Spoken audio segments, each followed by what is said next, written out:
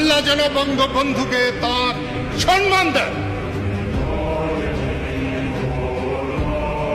বঙ্গবন্ধু বাংলাদেশের পিতা।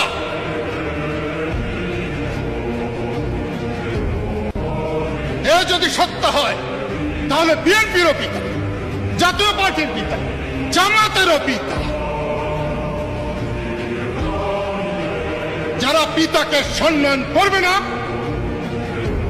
তাদেরকে সুসন্তান বলা হয় না। আমরা যারা বঙ্গবন্ধুর ভক্ত, আমাদেরও দোষ আছে। অন্যকে সম্মান করতে আমরা বড় ছিলাম। আজকে দেখলাম কয়টা চ্যাংরা আমি দাঁড়িয়ে আছি সামনে, ছবি তুলতে বাধা দিল।